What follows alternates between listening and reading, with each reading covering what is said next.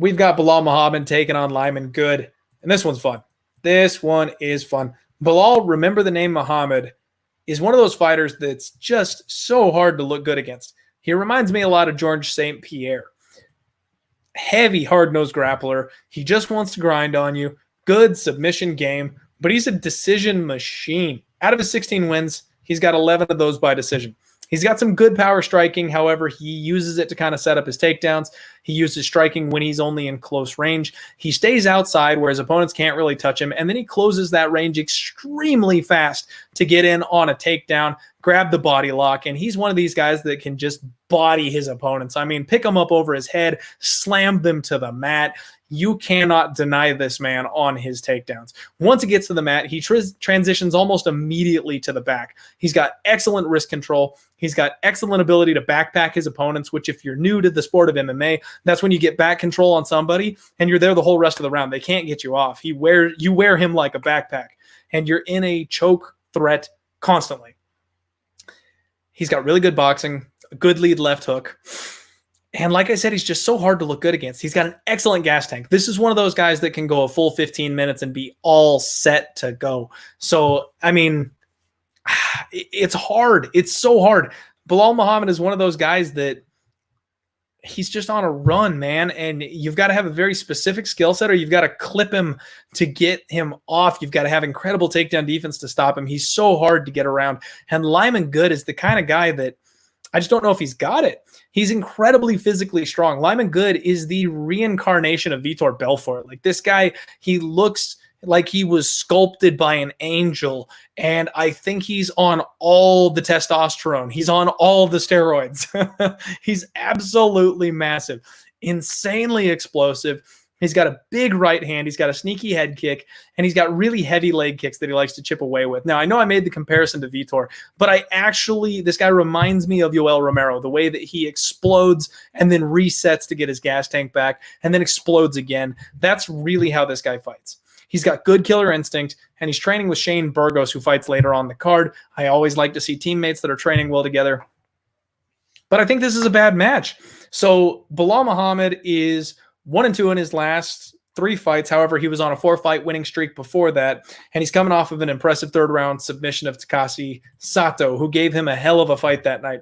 Lyman Good is 2-2, alternating wins and losses, coming off a big knockout win over Chance Rencounter, which is not something I saw happening. I like Chance Rencounter. I thought he was going to be able to get the grappling going, and he had nothing. And the fact that he was able to survive till round 3 with Lyman Good beating on his chin says something about the durability of Chance. Dude's tough as nails. But before that, Lyman Good got taken down and choked out in round 1 by Damian Maia.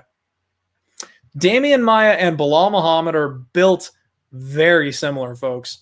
Extremely similar styles. And this is the one that I'm staring at. This is the one that I'm staring so hard at the line going, Belal Muhammad at -140. How do I not take that? He has exactly the type of skill set that you want to take out a guy like Lyman Good. Lyman Good has gas tank issues if you make him wrestle. If he can strike, if he can feel his range and dance around the cage basically the entire fight, he can keep up for a 15-minute match. However, if you force him to wrestle, if you get on top of him, if you make him carry you and make him get up again, that's when he drains. That's when the pop comes off of that punch. But Belal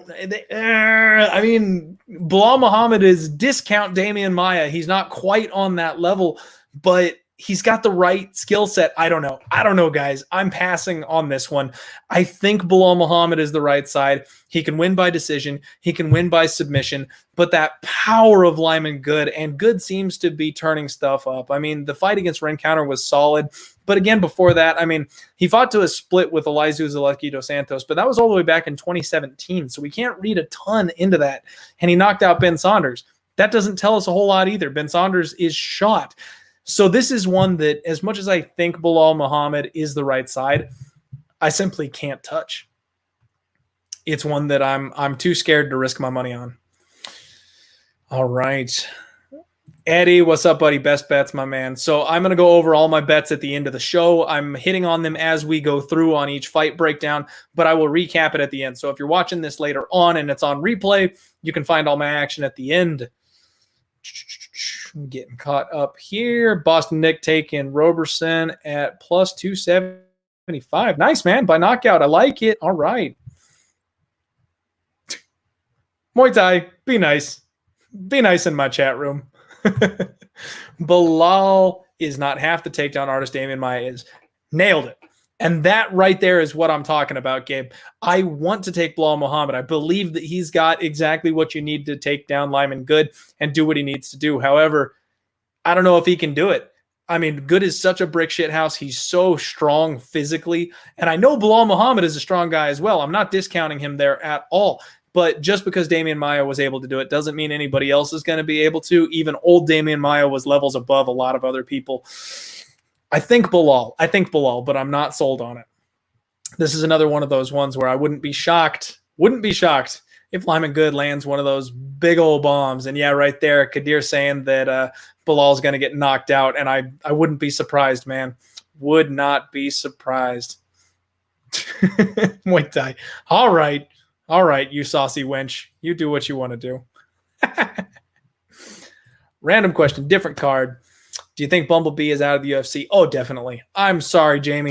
Mark De La Rosa, that was his last shot. He was on a 4-fight skid going into that fight. He only got that call because we're in the COVID situation. No way he gets the call back. It's been proven time and time again that he does not compete well at the UFC level. I think he's done. He'll be a regional hero from this point moving forward.